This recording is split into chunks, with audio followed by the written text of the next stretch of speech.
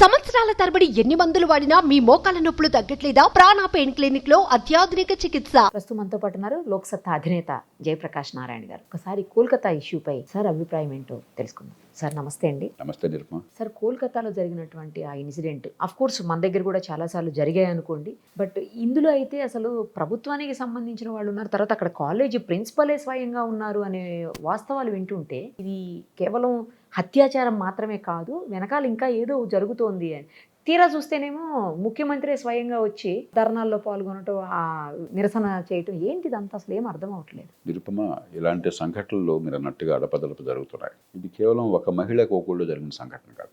మన దేశంలో దీనికి స్పందించని కుటుంబం ఉండదు, నాతో సహా. మనకు వెంటనే గుర్తుకొచ్చేది నా ఇంట్లో నా కూతురు ఉన్నది, కరెక్ట్ సార్, అంతే కదా. లేకపోతే నా చెల్లి ఉన్నది, లేకపోతే నా మేనకోడలు ఉన్నది, మా నీస్ ఉన్నది, లేకపోతే మా శ్రీమతి ఉన్నది. ఎవరికైనా జరగచ్చు. అది తలుచుకుంటేనే మనందరికీ కూడా భయం కలుగుతుంది. అందుకనే సమాజం ఎంత గట్టిగా ఎందుకు స్పందిస్తోంది అంటే మన కుటుంబానికి కూడా జరుగుతుందని చెప్పిన స్పృహ మనకున్నది. కాబట్టి దీన్ని రాజకీయాలకు అతీతంగా మనం ఆలోచించాలి.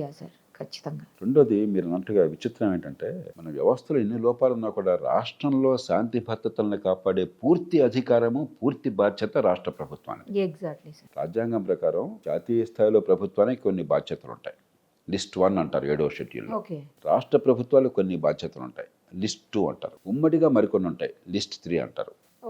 ఈ లిస్ట్ 2లో రాష్ట్రం బాధ్యతల్లో మొట్టమొదటి అంశం, మీరు రాజ్యాంగాన్ని చూస్తే 7వ షెడ్యూల్లో లిస్ట్ 2లో లా అండ్ ఆర్డర్, శాంతి భద్రతలు. పూర్తి అధికారం మీకు ఉంది. పోలీస్ యంత్రాంగం మీద పూర్తి అధికారం ఉంది. జైళ్ల మీద ఎవరికి పెత్తనం ఉండదు కానీ, మన కోర్టుల మీద ఎవరికి పెత్తనం ఉండదు కానీ కోర్టుల నిర్వహణ అంతా కూడా మీ బాధ్యతే. దానికి కావాల్సిన ఏర్పాట్లు కానీ, దానికి కావాల్సిన చట్టాలు చేయడం కానీ, ఇవన్నీ కూడా మీ బాధ్యతే. ఆ బాధ్యత నెరవేర్చకుండా ముఖ్యమంత్రి ప్రదర్శన దిగారని నేను కూడా విన్నాను. నాకు అర్థం కావట్లేదు అసలు. ఏం కోరి చేస్తున్నారు మీరు? ఏ నినాదం వేస్తున్నారు మీరు? అధికారం మీ చేతుల్లో ఉండి ప్రజలు మీకు బాధ్యత అప్పచెప్పి, రాజ్యాంగం మీకు ఆ బాధ్యత అప్పచెప్పి, మామూలు రోజుల్లో అలాగో మామూలుగా చట్టబద్ధ పాలన జరగటం లేదు. కనీసం ఈ వ్యవస్థలో ఇంత దారుణ సంఘటన జరిగినప్పుడైనా కూడా స్పందించకపోయినట్టయితే ప్రజల విశ్వాసం పూర్తిగా పోతుంది. ఇంకా అరాచకత్వం వస్తుంది. ఏమవుతుంది దానివల్ల?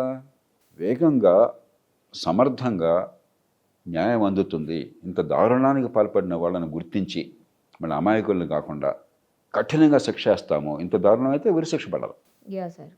అత్యాచారం చేసి చంపన కూడా చంపితే, లేకపోతే సామూహిక మానభంగం చేస్తే నా దృష్టిలో ఉరిశిక్ష చాలా సాగుబైనటువంటిది. కానీ ఆ విశ్వాసం లేదు. ఇప్పుడు బ్రిటన్లో జూలై 29వ తారీఖున ఒక ఉన్మాది, ఒక 17 ఏళ్ల ఉన్మాది, మరి ఏ కారణంగా చేశాడో మనకు తెలియదు, వాడు 3 చిన్నారులను చంపేశాడు కత్తితో పొడిచి. 6 ఏళ్ల పిల్ల, 8 ఏళ్ల పిల్ల, 9 ఏళ్ల పిల్ల. సమాజం మొత్తం ఇప్పుడు మన దేశంలో లాగానే తీవ్రంగా స్పందించింది. అక్కడ ఏదో ముసల్మాన్లు ఆ పని చేశారు, కాంతిశీకులు, వాళ్ళ వల్ల అయిందన్న అపోహల్లో అబద్ధం తెలియక రైట్స్ అయినాయి. దేశం అంతా అలా కల్లోలాలు వచ్చినాయి. మనకు ఇప్పుడు మత కలహాలు వస్తుంది, అలా వచ్చినాయి. కానీ గొప్ప విషయం ఏంటంటే 15 రోజుల లోపల 100 మంది ఈ రైట్స్లో పాల్పంచుకుని అరెస్ట్ చేశారు. డజన్ల మందికి శిక్షలు వేశారు. ఇంత ఫాస్ట్గా 15 రోజుల్లో వాళ్ళని గుర్తించడం, నేరాలు రుజువు చేయటం, వాళ్ళు ఆస్తులు ధ్వంసం చేశారు, పోలీసు మీద రాళ్ళు వేశారని చెప్పను, వాళ్ళకి శిక్ష వేయటం అయిపోయింది. ఈ మధ్యన ఈ గొడవ జరుగుతున్న కాలంలో ఏదో వార్త నాకు కళ్ళబడింది, మీరు చూస్తుంటారు బహుశా. రాజస్థాన్లో ఒక 6-7గురికి చాలామంది ఆడపిల్లని అత్యాచారాలు చేశారు గతంలో అని చెప్పిన శిక్షలు పడ్డాయట ఇప్పుడు 32 ఏళ్ల తరువాత. కాబట్టి మొట్టమొదటిది కనీసం కొన్ని కీలకమైన అంశాలైన చట్టబద్ధ పాలన అన్ని రంగాల్లో ఉండాలి. మొత్తం అసలు చట్టం నేరానికి శిక్షపడుతున్న భయము, ధైర్యము కలిగే పాటు వెంటనే చేయాలి. అన్నిట్లో చేయలేకపోయినా కనీసం ఇలాంటి సందర్భాల్లో అయినా కూడా వ్యవస్థలో నిష్పాక్షికంగా, నిజాయితీగా, సమర్థంగా, సాంకేతిక విజ్ఞానంతో శరవేగంగా న్యాయం అందుతుంది, శిక్ష పడుతుందన్న విశ్వాసం కలగాలి. అది లేకపోతే ఏమవుతుంది? జనం కసికొద్దీ కాల్చిపారేయమంటున్నారు. దిశ కేసులో ఏం జరిగింది? కాల్చిపారేశారు. వాళ్ళు కాల్చిపారేసింది ఎవరికి బాధలేదు. కానీ సమస్య ఏంటంటే, మీరు నేరం రుజువు చేయకుండా కాల్చి పారేస్తే ఈవేళ నేరస్తుడికి శిక్ష పడి ఉండొచ్చు. రేపు పొద్దున ప్రజల నుంచి వచ్చిన ఒత్తిడి వల్ల ఎవడో ఒక అమాయకుని బట్టి కాల్చి పారేస్తారు, వాడే నేరం చేశారంటారు. అది పద్ధతి కాదు. ఆ రోజు మనకేదో కసి తీరచ్చు. మీకు గుర్తుందో లేదో, ఒక 15 ఏళ్ల క్రితం 2007-8 ప్రాంతాల్లో వరంగల్లో 2 ఆడపిల్లల మీద యాసిడ్ పోశారు. అప్పుడు కూడా జరిగింది. ఇక్కడ ముఖ్యమంత్రి గారు పిలిచి బాగా కేకలేసరికి పోలీసులపై కాల్చి పారేశారు. సమాజం అంతా బాగుందన్నారు. ఆ కేసు శాటిలైట్ ఛానల్లో చేసింది నేను.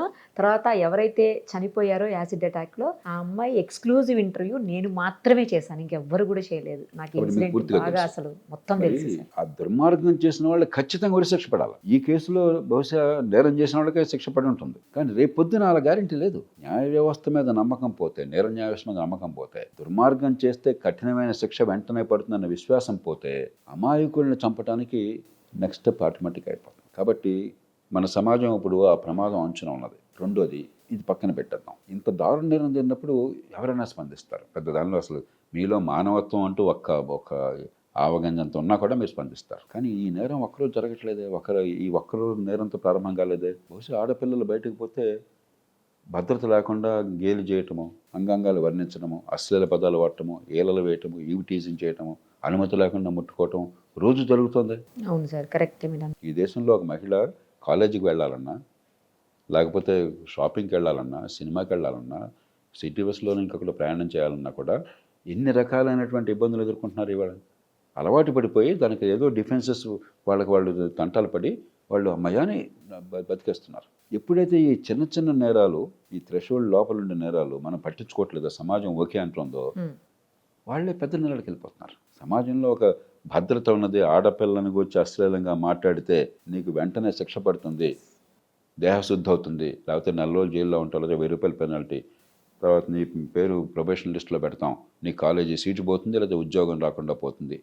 ఆ వాతావరణం ఉందనుకోండి, ముందు ఒక భద్రత వాతావరణం ఉంటుంది. అది లేకపోతే ఏమవుతుంది, బయట ప్రమాదం జరుగుతుందన్న భయంతో ఆడపిల్లలను రక్షిద్దామన్న ఉద్దేశంతోనే ఇక నువ్వు బయటకు వెళ్ళొద్దామా, ఎందుకు ఇది అవసరంగా ఇంట్లో ఉండిపో అని చెప్పంటే మళ్ళీ 100 ఏళ్ల క్రితంకి వెళ్ళిపోయాం మనం. ఆడపిల్లల స్వేచ్ఛను నాశనం చేసి భద్రత కలిగిస్తే బానిసత్వం అవుతుంది. కాబట్టి భద్రమైన వాతావరణం కావాలి. దానికి లోక్సత్తా అనే ఒక చట్టం తీసుకొచ్చింది, స్థానిక న్యాయాలయాల చట్టం అని చెప్పని. దానిలో మార్పులు చేర్పులు చేసి వేగంగా 3 రోజుల్లో 4 రోజుల్లో ఇలాంటి ఆకతాయాలను గుర్తించి వాళ్ళకి చిన్న శిక్ష వేయండి చాలు. జైలు కూడా అక్కర్లే అసలు. ఒక 10,000 వేయండి, 3 ఏళ్ళు ప్రొబేషన్లో పెట్టండి, రెండోసారి చేస్తే జైల్లో పెట్టండి, 1 నెల 2 నెలలు. సమాజం మొత్తానికి అర్థమయ్యేట్టు చేయండి. 3 రోజులు జరిగిపోవాలి. ఆ ప్రయత్నం దేశంలో జరుగుతుందా? జరగపోయేసరికి ఏమవుతుంది, ఈ పెద్ద నేరం వచ్చినప్పుడు మనం స్పందిస్తున్నాము. రోజు జరిగే చిన్న నేరాలు మహిళల మీద కేవలం లింగ వివక్ష కారణంగా అవమానించడం, భయపెట్టడము, భయభ్రాంతించడం, ఆ దారిని పోతే వాళ్ళు గుండాలు ఉంటారు మనకి. ఎందుకంటే ఈ పరిస్థితి తీసుకొస్తే మన సమాజం ఏమవుతుంది. కాబట్టి కేవలం ఇంత పెద్ద నేరాలకు స్పందించి హడావుడి చేయటం కాదు, మహిళలకి భద్రమైన వాతావరణం మన సమాజంలో అన్ని రంగాల్లో కల్పించడం ఎట్లా. అది లేకపోతే స్వేచ్ఛను కోల్పోయి మహిళలను బానిసం చేసిన వాళ్ళు అవుతాం. ఇది ప్రభుత్వం పాత్ర. ఈ 2. మరి ప్రజల సంగతి ఏంటండి, బొంబాయి నగరంలో 3-4 సార్లు నేను పత్రికల్లో చూశాను, లోకల్ ట్రైన్స్లో మహిళ మీద అత్యాచారం చేస్తుంటే 100 మంది ఆ ప్రయాణం చేసే వాళ్ళు కూడా మాకు చూడనట్టుగా తలకాయ చెప్పి వెళ్ళిపోయారట. అంటే ప్రతి మనిషికి ఒక పోలీసుని పెడతారా ఈ ప్రభుత్వమైనా? సాధ్యమా? మన కళ్ళెదురుగా తప్పు జరుగుతుంటే ఏమిరా అని చెప్పని గదమాయించే శక్తి లేదా మీకు? ఆపే శక్తి లేదా 10 మందికి? రేపొద్దున మళ్ళీ రోడ్ల మీదకి వచ్చి మనం హంగామా చేస్తామా? మా కళ్ళెదురుగా ఏ తల్లికి, ఏ పిల్లకి, ఆడపిల్లకి ఏ రకమైన అవమానం, అత్యాచారం దాకా వెళ్ళక్కర్లా, నేను ఊరుకోను, నేను స్పందిస్తాను, వాళ్ళందరూ బుద్ధి చెప్తాను చెప్పినటువంటి ఒక వాతావరణాన్ని క్రియేట్ చేయాలి. ఒక నాగరిక సమాజం అయినట్టయితే నాకెందుకు, వాళ్ళు ఎవరో పిల్ల కదా అని చెప్పి అనుకుంటే ఎంత తప్పది, రేపొద్దున మీ పిల్ల అవుతుంది. కాబట్టి మన సమాజం కూడా అంతర్ముఖం కావాలి. 4వది, ఈ నేరాలు చేసే వాళ్ళు ఎక్కడి నుంచి వచ్చారండి? మనలోంచి, సమాజంలోంచి. వీళ్ళు ఎక్కడో మార్స్ నుంచి దిగి వేరే గ్రహం నుంచి రాలేదు కదా, మరి వాళ్ళని పెంచింది మనమే కదా. మన సమాజం ఏం చేస్తున్నాం, ఓ పక్కన ఆడపిల్లలుగా స్వేచ్ఛ అంటున్నాం, మరో పక్కన ఇంట్లో పళ్ళెలు కడిగేది ఆడపిల్లలు, వంట చేసేది ఆడపిల్లలు, భోజనం వడ్డించేది ఆడపిల్లలు, భోజనం అయ్యా కంచం మళ్ళీ కడిగేది ఆడపిల్లలు. మగపిల్లాడు ఏమన్నా చేయబోతే నీకెందుకు నా మగపిల్లాడు కదా, వాడేమనుకుంటున్నాడు, ఇది నాకు ఎంటైటిల్మెంట్ అనుకుంటున్నాడు. ఆడపిల్లలు ఎప్పటికీ నాకు లొంగే ఉండాలా, నాకు బానిసగా ఉండాలా, నేను ఎప్పుడు పెద్దవాడిని, ఏం చేసినా చేయకపోయినా, చదివినా చదవకపోయినా, నేర్చుకోకపోయినా, క్రమశిక్షణ లేకపోయినా కూడా అని చెప్పి అనుకుంటున్నాడు. అందరూ అంటారు, కానీ చాలామంది. కొంతమంది ఎప్పుడైతే ఆడపిల్లలు సమాజంలో కొన్ని గౌరవప్రదంగా చేయగలుగుతున్నారో, మగవాళ్ళ కంటే ఎక్కువగా విజయం సాధించగలుగుతున్నారో, ఈ రకమైన భావం, ఆధిపత్య ధోరణి ఓ పక్కన, కసి మరో పక్కన, అభద్రత ఉన్నటువంటి సమాజంలో ఈ నేరాలు పెరిగిపోతున్నాయి. కాబట్టి మన పిల్లల పెంపకంలో, కాలేజీల్లో, స్కూళ్ళల్లో కానీ, కుటుంబంలో కానీ మనందరం అంతర్ముఖలం కావాలి. నా ఇంట్లో ఆడపిల్ల మగపిల్ల ఇద్దరు ఉంటే ఇద్దరిని సమానంగా చూస్తున్నానా, ఒక గౌరవప్రదంగా స్నేహ సంబంధాలు ఉండేట్టుగా వాతావరణం కల్పించానా లేదా. అంచేత ఇప్పటికే ఉరి శిక్షలకు మన చట్టంలో అవకాశం ఉంది. ఇంకా పెద్ద శిక్షలకు చట్టం చేయడం, ఏం చట్టం చేయాలి, ఏం చట్టం చేయక్కర్లా, ఉన్న చట్టాలను సరిగ్గా అమలు చేస్తామండి చాలు. సత్వరం, అది కూడా సత్వరం. ఫారెన్సిక్స్ లేవు మనకి, అక్కడ మరి నాకు తెలియదు ఏం జరిగిందో, కానీ పత్రికల్లో వస్తున్న వార్తల ప్రకారం అసలు కనీస ప్రోటోకాల్స్ పాటించలేదు. నేరంలో సాక్ష్యాధారాలు సేకరించాలంటే కొన్ని స్టాండర్డ్ ప్రోటోకాల్స్ ఉన్నాయి. Yeah sir. ఎవిడెన్స్ కస్టడీ చేయనంటారు. అట్లాగే అక్కడ ఏది టచ్ చేయకుండా మనం క్రైమ్ సీన్ డిస్టర్బ్ చేయకుండా ఉండాలి. కొన్ని స్టాండర్డ్ ప్రోటోకాల్స్ ఉన్నాయి. కనీసమైన ప్రోటోకాల్స్ పాటించదు అంటున్నారు. వాస్తవం కాదో నాకు తెలియదు. మరి అలాంటి సమాజం ఊరికే ఏదో ఒక సంఘటన జరిగినప్పుడు తీవ్రంగా స్పందిస్తే ఆ 2 రోజులు వాతావరణం కనిపిస్తుంది, కానీ భద్రత ఎట్లా వస్తుంది? అసలు ఈ కేసులో ఎఫ్ఐఆర్ కూడా పోస్ట్ మార్టం అయిపోయాక 3 అవర్స్కి ఎఫ్ఐఆర్ చేశారు సార్. నేను అందరినీ కోరేది ఏంటంటే దీనికి స్పందించడం చాలా తేలిక, కానీ అంతకు మించి మనం అంతర్ముఖలం కావాలా. We must build systems. నా మట్టుకు నేను ఆడపిల్ల బయటికి వెళ్తే ఒక అరగంట ఆలస్యం అయితే 10 సార్లు ఫోన్ చేయాల్సి వస్తుంది. అమ్మాయి ఎట్లా ఉందో అని చెప్పాను. అమ్మ నువ్వు పొరపాటును కూడా సొంతంగా రాబాకు, ఎవరితోనో ఫ్రెండ్తో కలిసి వచ్చాయి, ట్యాక్సీ నువ్వు తీసుకోబాకు, నేను వస్తాను కావాలంటే. నేను అన్న మాటలు వాస్తవం. ఎందుకని మనందరం కూడా మన పిల్లల్ని రక్షించుకోవటం అనేది ప్రథమ కర్తవ్యం. మన కుటుంబాన్ని రక్షించుకోకపోతే మనకు బతుకందుకు? ఎగ్జాక్ట్లీ. కానీ ఎంతమంది అలా సొంతంగా చేయగలరు? అది పరిష్కారం కాదు కదా. ఆ పేరుతో నేను ఆడపిల్లని వెళ్ళొద్దమ్మా ఎందుకు ఈ టైంలో అన్నాను అనుకోండి, కాలక్రమేణా ఏమవుతుందో బానిసత్వం వచ్చేస్తుంది, మళ్ళీ పరదాలోకి వెళ్ళిపోతాం. కాబట్టి స్వేచ్ఛని కాపాడుతూ రక్షణ ఇవ్వటం ఎట్లాగా, దానికి అటు ప్రభుత్వము, చట్టము, మన కుటుంబాలు, మనము, సమాజం అలా ఆలోచించకుండా ఇది మనం ఏదో 2 రోజుల పాటుగా మళ్ళీ ప్రతి కూడా న్యూస్ సైకిల్ అయిపోయింది మన దేశంలో. అది అయిపోగానే మళ్ళీ దాని గురించి అసలు చర్చ ఉండదు. మళ్ళీ ఇంకోటి జరుగుతుంది. అది జరిగినప్పుడే మళ్ళీ అందరూ మొత్తుకుంటారు, రోడ్ల మీదకి వస్తారు, మీడియా మాట్లాడుతుంది, అందరూ మాట్లాడతారు. అదే సమయం ఇంకోటి కూడా చెప్పాలి నిర్మా, సార్ నిరాశకూడదు. ఒక ఆడపిల్ల మీద అఘాయిత్యం జరిగినా కూడా అది క్షమించరానిది. కానీ మానవ సమాజంలో మన దురదృష్టం కొద్దీ పట్టణీకరణ ఉన్న సమాజంలో, నాగరికత పేరుతో ఉన్న సమాజంలో మన సినిమాల్లో కూడా ఆడపిల్లని వేధించడం పెద్ద హీరోయిజంగా చూపెడుతున్నారు. కాబట్టి దురదృష్టం కొద్దీ ప్రపంచమంతా కూడా మహిళల మీద చిన్నవో పెద్దవో ఏదో రకమైనటువంటి ఇలాంటి ప్రవృత్తి ఉన్నమాట వాస్తవం. దానిలో ఈ మాట నేను చాలా జాగ్రత్తగా మాట్లాడుతున్నాను, అపార్థం చేసుకోవద్దు. ఒక్కడి జరిగినా కూడా అన్యాయమే. కానీ మిగతా సమాజంతో పోలిస్తే ఇప్పటికి కూడా మన దేశంలో కాస్త మెరుగు.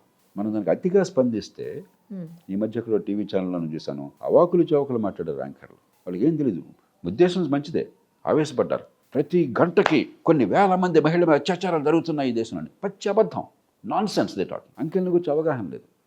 భయాన్ని పెంచడం తప్ప సమాజంలో ఆడపిల్లల్ని బానిసలుగా చేయడం తప్ప దానికి ప్రయోజనం ఉండదు.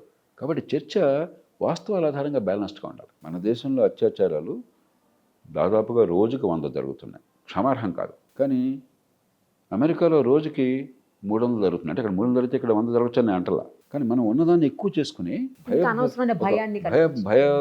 మరి పరిష్కారం మీద దృష్టి పెట్టాలి. కానీ ఒక భయానక వాతావరణము, అతిశయోక్తులు, అక్కడి నుంచి ఆడపిల్ల బయటకు వెళ్ళకూడదనే వాతావరణము, కట్టడి చివరికి బానిసత్వము, అది కాదు పరిష్కారం. మీరు చెప్పారు నిర్భయ కేసు అప్పుడు నాకు బీబీసీ అంటే చాలా ప్రాణం. కొన్నేళ్ల పాటు నేను కొన్ని గంటలు విని నా ప్రపంచ జ్ఞానం నాకు చాలా వచ్చింది దాని నుంచి. ఉదాహరణకి ఆ బీబీసీలో ఐ వాజ్ అషేమ్డ్. ఆ బీబీసీలో చేసినప్పుడు India is capital of the world అని చెప్పిన వాళ్ళు ఒక శీర్షికన, వాళ్ళు ఉన్న బ్రిటన్ మనతో పోలిస్తే 4% జనాభా.